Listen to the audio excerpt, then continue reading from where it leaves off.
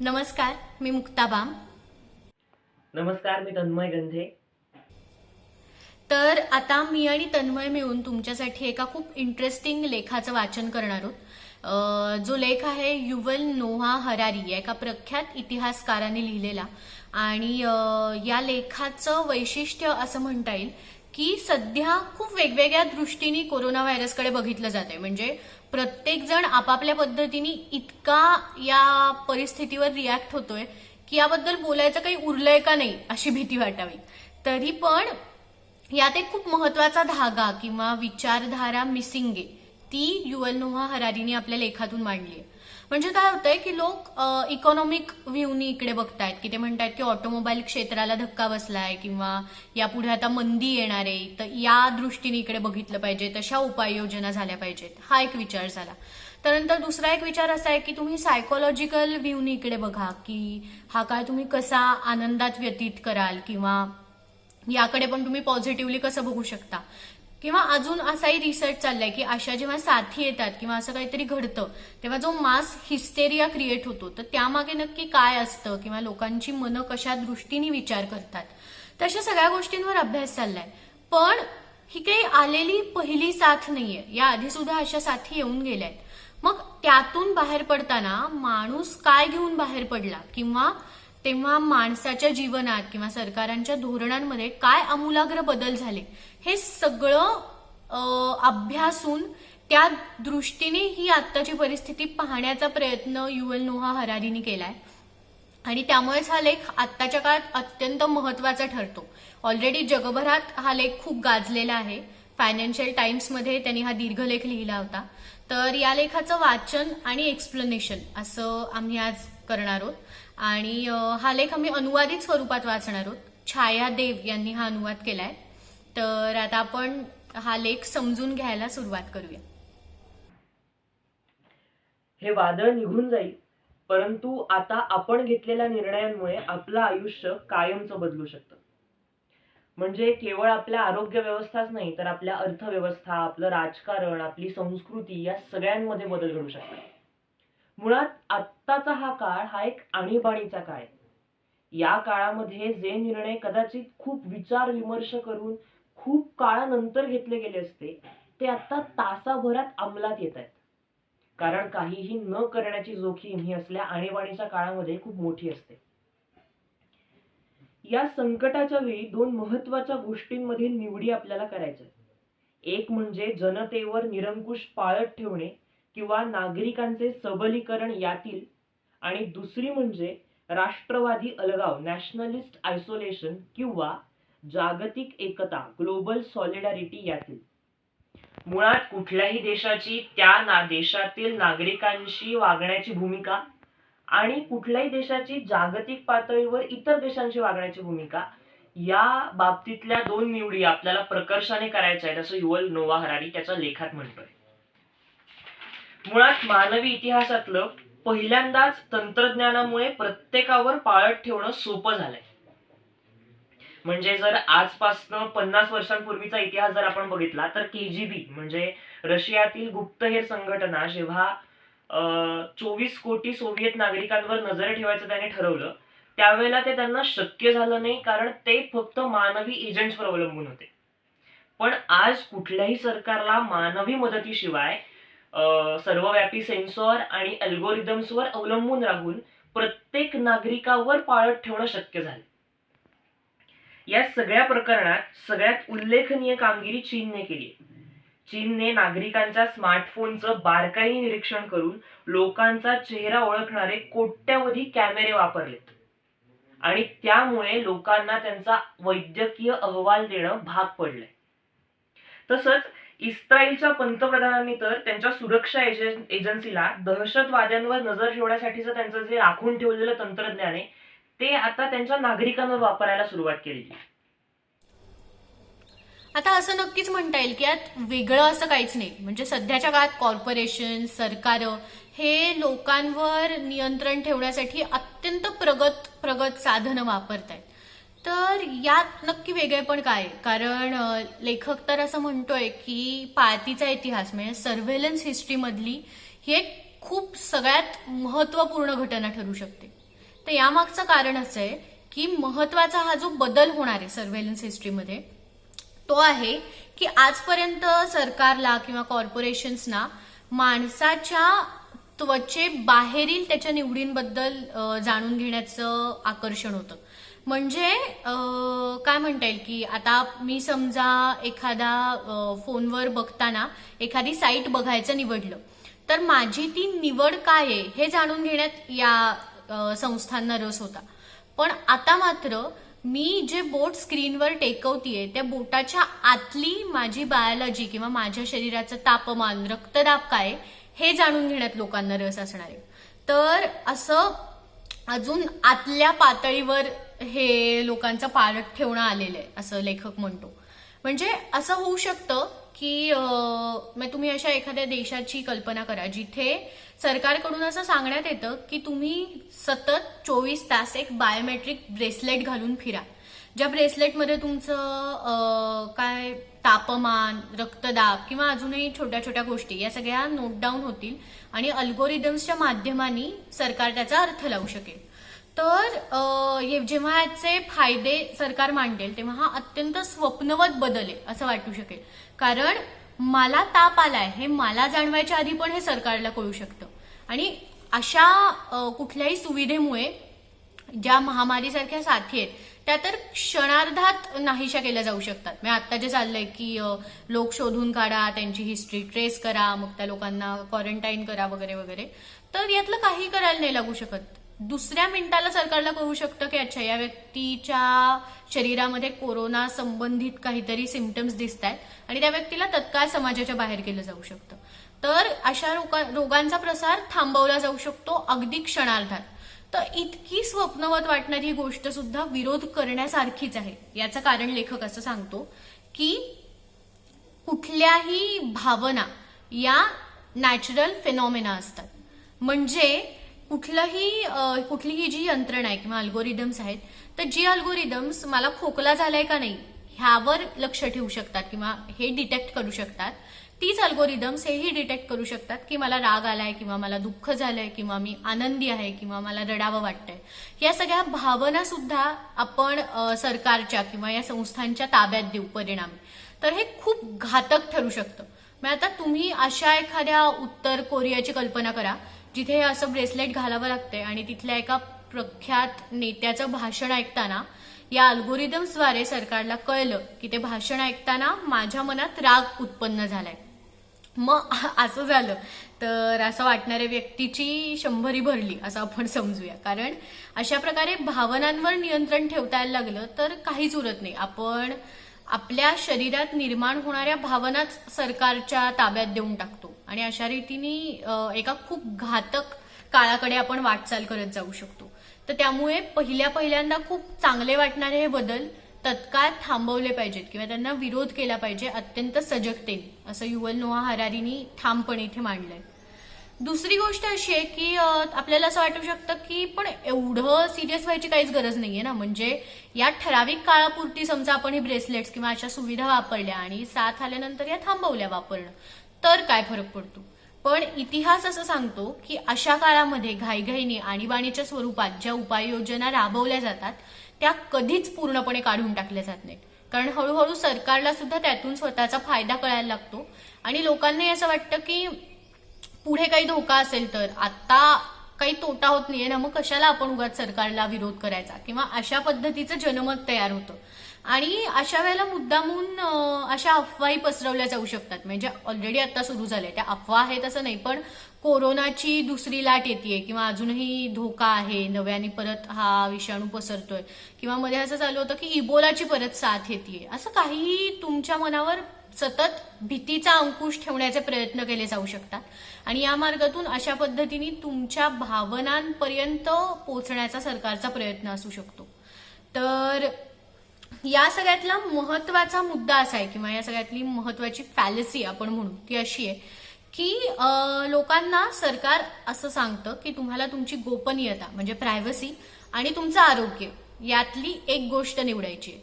पण प्रॉब्लेम हाच आहे की सरकारनी लोकांना दोन्ही गोष्टी प्रोव्हाइड केल्या पाहिजेत. तुमची गोपनीयता आणि आरोग्य या दोन्हीही तुमच्या मूलभूत गरजा आहेत किंवा हे दोन्ही तुमचे मूलभूत हक्क आहेत.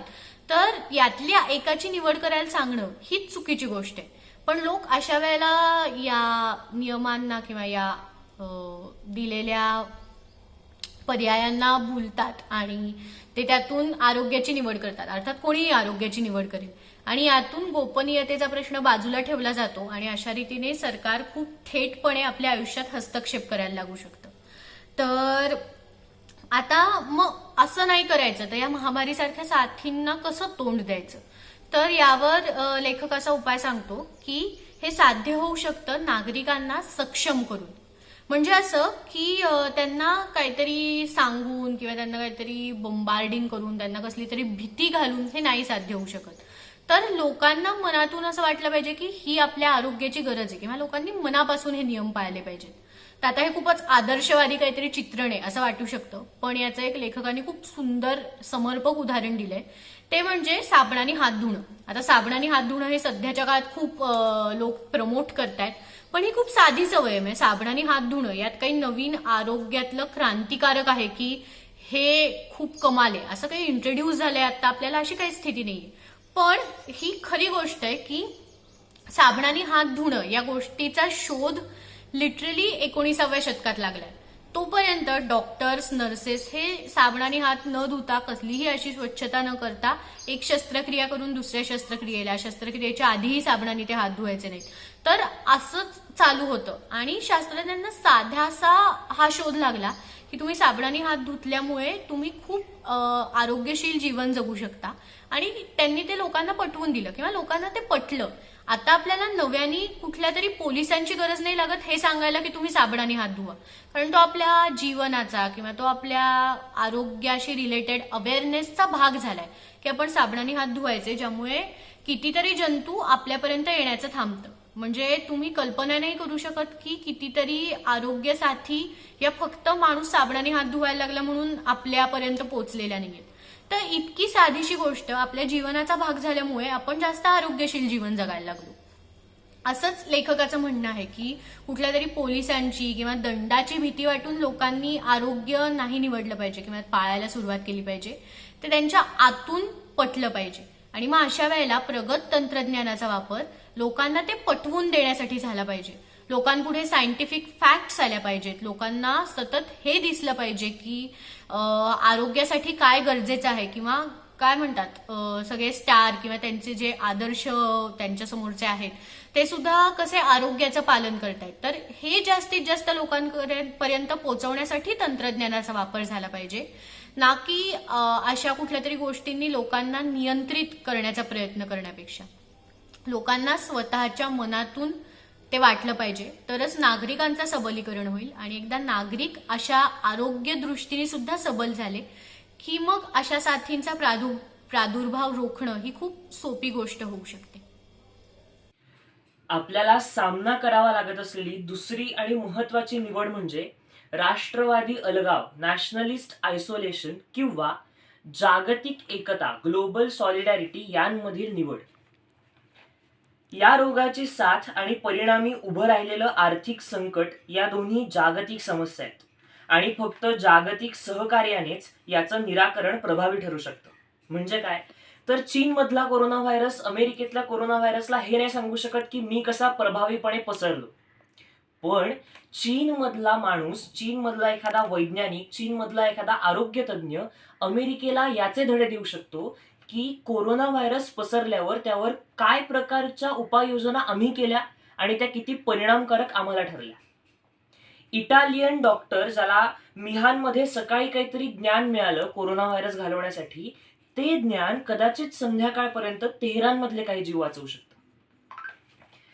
मुळात काय, या काळामध्ये सगळ्या देशांनी इतर देशांचे सल्ले घ्यायला उत्सुक असलं पाहिजे. कुठल्याही वैद्यकीय उपकरणांचा आपल्याकडे वैयक्तिक साठा वाढवण्यापेक्षा जागतिक पातळीवर किती प्रमाणात आम्ही याचं प्रोडक्शन करू शकतो ह्याचा विचार प्रत्येक देशाने केला पाहिजे. कोरोना व्हायरसची थोडीफार लागण झालेला एखादा श्रीमंत देश असेल आणि कोरोना व्हायरसची प्रचंड साथ पसरलेला एखादा गरीब देश असेल, तर त्या श्रीमंत देशाने शक्य आहे तेवढी मदत त्या गरीब देशाला केली पाहिजे. या विश्वासाने केली पाहिजे की ज्या वेळेला त्या श्रीमंत देशाला गरज पडेल मदतीची, त्यावेळेला जगातील अनेक इतर देश त्याच्या मदतीला धावून येतील.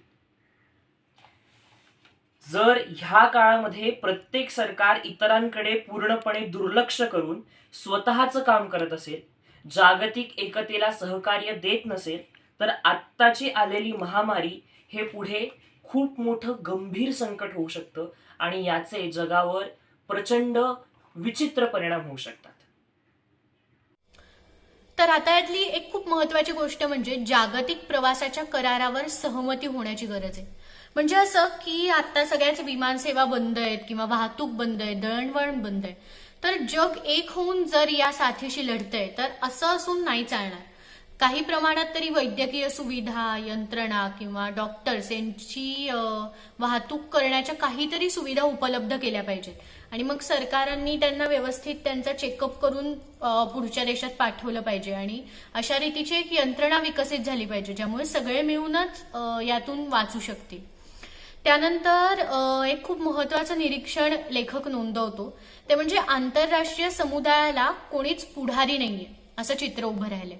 म्हणजे आता आपल्याला असं वाटू शकतं की जग जर यातून चाललंय किंवा याला पॅन्डेमिक म्हणून घोषित केलंय तर आतापर्यंत नक्कीच नेत्यांची एक आणीबाणीची बैठक झाली असेल, सगळ्या राष्ट्रांनी एकत्र येऊन यावर काहीतरी उपाययोजना किंवा निदान काहीतरी नियम, काहीतरी किमान पक्षी कार्यक्रम ठरवला असेल, पण असं काहीच झालेलं नाहीये. ही खूप धक्कादायक गोष्ट आहे.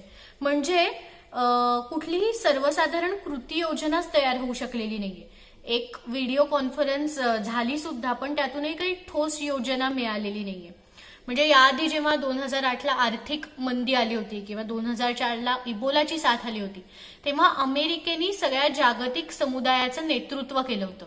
अमेरिकेने पुढाकार घेऊन सगळ्या देशांना एकत्र आणलं होतं किंवा उपाययोजनांसाठी मदत केली होती. पण तशा रीतीची कुठलीच पावलं सध्याचं अमेरिकेचं नेतृत्व बघता उचलली जातील असं काही दिसत नाहीये आणि अशा पद्धतीने एका जागतिक नेतृत्वाची कमतरता भासते. आणि जर कुठल्याही देशाने पुढे येऊन ही पोकळी भरून काढली नाही तर खूप घातक परिणामांना आपल्याला सामोरं जायची वेळ येऊ शकते. म्हणजे पुढे ह्या गोष्टी आंतरराष्ट्रीय राजकारणातल्या या गोष्टी खूप खुपत राहू शकतात कुठल्याही देशाच्या मनात आणि यानंतर खूप मोठ्या प्रमाणावर वादंग तयार व्हायला कारणीभूत ठरू शकतात. म्हणजे असं होऊ शकतं की संकटाच्या काळात या देशाला यांनी एकटं पाडलं, या देशाला वैद्यकीय सुविधाच पुरवल्या गेल्या नाहीत आणि प्रत्येक देश आपापल्या पातळीवरच यावर लढत होता वगैरे वगैरे. त्यामुळे खूप मोठ्या प्रमाणावर जागतिक शांतता स्टेकला लागू शकते. ही खूप घातक गोष्ट आहे आणि यामुळे जागतिक संबंध सुद्धा दुरावत जाऊ शकतात. तर तरी लेखकाचं असं म्हणणं आहे की या सगळ्या खूप निगेटिव्ह गोष्टी आहेत असं आपण याकडे नको बघायला. या फक्त अशा गोष्टी आहेत ज्यावर आपण लक्ष ठेवलं पाहिजे किंवा आपण भावनेच्या भरात वाहावत नाही ना जाणार, भीतीच्या भरात आपण काहीतरी चुकीचे निर्णय नाही ना घेणार. याबाबत स्वतःच्या मनावर अंकुश ठेवण्यासाठी या काही गोष्टी आहेत ज्यावर आपण विचार केला पाहिजे. पण तरी सुद्धा हे प्रत्येक संकट आपण संधी म्हणून पाहत राहू शकतो असा लेखक आशावादी दृष्टिकोनही शेवटी मांडतो. तो असं म्हणतो की यामुळे कदाचित असं होऊ शकेल की जागतिक मतभेदांमुळे जे उद्भवणारे धोके त्याची प्रत्येकच राष्ट्राला जाणीव होईल आणि ते त्या दृष्टीने जगाच्या एकात्मतेचा विचार करायला लागतील किंवा मानवतेची निवड करण्याची आवश्यकता ही किती जास्त आहे याची सगळ्यांना जाणीव होईल. म्हणजे आपण आत्ताच पाहत आहोत की माणसाची जात पात धर्म या पलीकडे सुद्धा माणसाला माणूस म्हणून वाचवण्यासाठी प्रयत्न केले पाहिजेत. ही एक विचारधारा इथे तयार होतीये आणि या पलीकडे सुद्धा कुठल्याही धार्मिक गोष्टींना न भूलता केवळ वैद्यकीय आरोग्य आणि वैद्यकीय सुविधा ह्याच आपलं जीवन वाचवू शकतात असा एक काय म्हणतात शास्त्रीय दृष्टिकोन सुद्धा मानवजातीला या साथीच्या रोगातून मिळू शकतो. म्हणजे आता लोकांच्या नजरेस येतंय किंवा लोक अजून सजगतेने कदाचित याकडे पाहायला लागू शकतील की आपल्याकडे पण गोमूत्र पार्ट्या करणं असो किंवा दर शुक्रवारी नमाज पडणं असो यातली कुठलीही गोष्ट तुम्हाला आरोग्याच्या बाबतीत काहीही इनपुट देणारी किंवा आरोग्य तुमचं सक्षम करणारी नाही असू शकत. या धार्मिक गोष्टी आहेत त्या आरोग्य नाही तुम्हाला देऊ शकत. त्यासाठी वैद्यकीय सुविधा लागतात. कोरोनापासून तुम्हाला वाचायचं असेल किंवा त्यानंतर तुम्हाला व्हेंटिलेटर वगैरे लागत असेल तर ते फक्त तुम्हाला वैज्ञानिक किंवा डॉक्टर्स पुरवू शकतात. तर हा एक खूप महत्वाचा दृष्टिकोन कदाचित समाजात यानंतर रुजू शकतो. त्यानंतर मतभेदाने संकट लांबत जाईल असं लेखक म्हणतो. म्हणजे आपण जितके आपल्यात फूट पाडून राहायला लागू, जितकी धर्मांवरून जातींवरून तेढ निर्माण करत राहू किंवा देशादेशांमध्ये सुद्धा जुन्या मुद्द्यांवरून वाद आपण तयार करत राहू, तितकी ही तेढ वाढत जाईल आणि तितकं हे संकट लांबत जाईल. या उलट जर आपण एकता निवडली आणि असा विचार केला की अख्खं जग यातून चाललंय आणि हा मानव जातीपुढचा प्रश्न आहे, तर मात्र आपण खूप लवकर यातून बाहेर पडू शकतो. आपण सहकार्याचं धोरण अवलंबू शकतो आणि यातून आपण एकत्रित पद्धतीने जग म्हणून काहीतरी घेऊन बाहेर पडू शकतो आणि मानव जातीला आपण सुदृढ बनवू शकतो. तर या दृष्टिकोनातून या परिस्थितीकडे पाहिलं पाहिजे असं लेखक या लेखातून म्हणतो. तर हा असा अत्यंत प्रदीर्घ आणि अभ्यासपूर्ण लेख होता आणि हा महत्वाचा अशा दृष्टीने मला वाटतो की आजच्या काळात हा जास्तीत जास्त लोकांकडे पोचला पाहिजे. याचं मला एक कारण असं वाटतं की आपल्या सगळ्यांच्या आयुष्यातली ही एक खूप महत्वाची गोष्ट आहे. लाईफ टाईम अनुभव असं आपण याला म्हणू शकतो की सगळेच जण एकत्र आहेत, एकत्र घरी बसलेले आहेत आणि एकाच परिस्थितीतून जात आहेत. मंदी येऊ शकते किंवा काय घडणार आहे आपल्याला माहित नाहीये, पण कोणीही अनुभवलेलं नसेल अशी एक गोष्ट आपण सगळे अनुभवतोय आणि हा आपल्याला अनुभव या पातळीवरच खूप रंजक वाटतोय की असं होतंय तसं होतंय, मग त्यावरचे जोक्स, परत त्यावरची मतं वगैरे वगैरे. तर अनुभव या छोट्याशा प्रमाणात आपला या गोष्टीचा विस्तार आपल्या मनात आहे. पण जेव्हा काही वर्ष उलटून जातील आणि कोरोना ही सुद्धा एक साधी साथ होती इतपतच नोंद त्याची इतिहासात उरेल, आपली आयुष्य इतकी पुढे निघून जातील, त्यानंतर आपल्याला लक्षात येईल की हा जो सगळा अनुभव म्हणून आपण एक्सपिरियन्स केला ती खरं तर इतिहासातली एक साधीशी नोंद होती. तर ती नोंद, इतिहासातली कुठलीही नोंद कशी असते तर ती अत्यंत प्रॅक्टिकल असते, ती एक फॅक्च्युअल गोष्ट असते आणि तिला कुठल्याही भावभावना किंवा काही जोडलेले नसतात. ते फक्त असं सांगणारी नोंद असते की अशा अशा घटनांमुळे ही कोरोनाची साथ निर्माण झाली, ती अशा अशा प्रकारे वाढत गेली आणि अशा अशा प्रकारांमुळे तिचा प्रादुर्भाव रोखण्यात मानवजातीला यश आलं किंवा अशा गोष्टींमुळे मानवजात आता परत सुदृढ आयुष्य जगतीये. आणि याच बरोबर अजूनही हे ऍड केलं जाऊ शकतं की माणसानी यातून पुढे काय नेलं किंवा यातून कुठल्या योजना, कुठल्या सुविधा किंवा कुठल्या यंत्रणा विकसित झाल्या ज्या अजूनही वापरल्या जात आहेत. तर अशा पद्धतीची इतिहासातली एक नोंद म्हणून या घटनेकडे पाहिलं जाऊ शकतं आणि तोच पर्स्पेक्टिव्ह आत्ताही आपण आपल्या आचरणात आणण्याची गरज आहे. म्हणजे एका बर्ड्स आय पॉइंट ऑफ व्ह्यूनी, एका ब्रॉड पॉइंट ऑफ व्ह्यूनी आपण इकडे बघितलं तर आपल्या लक्षात येईल की हा खूप धोक्याचा काळ आहे, नुसताच आरोग्य नाही तर जागतिक आपल्या मानवी नातेसंबंधांसाठी. तर या सगळ्या दृष्टिकोनातून एक खूप विस्तारित मोठा दृष्टिकोन घेऊन आपण या घटनेकडे पाहिलं पाहिजे. तर तो दृष्टिकोन देण्याचं काम आणि आपल्याला अजून सजग करण्याचं काम हा लेख करतो. तर हा लेख आज डिजिटल जत्रा ओरिजिनल्सच्या माध्यमातून तुमच्यासमोर वाचायला, समजावून सांगायला मिळाला. ही खूप मोठी संधी आहे असं मला वाटतं, कारण हा लेख तुम्ही जास्तीत जास्त लोकांपर्यंत पोहोचवा. आपण जितक्या सजगतेने या सगळ्या परिस्थितीकडे पाहू तितकं आपलं पुढे चांगलं होईल. तर तुम्ही आतापर्यंत हा व्हिडिओ पाहताय त्यासाठी सगळ्यांना खूप खूप धन्यवाद. आणि डिजिटल जत्रा ओरिजिनल्स या माध्यमातून आम्ही असेच वेगवेगळ्या विषयांवरचे खास तुमच्यासाठी तयार केलेले व्हिडिओज घेऊन येतो आहोत. तर नक्की डिजिटल जत्राला फॉलो करा, यूट्यूब चॅनेलला सबस्क्राईब करा म्हणजे तुम्ही मिस करणार नाही कुठलाही व्हिडिओ. सो खूप खूप धन्यवाद.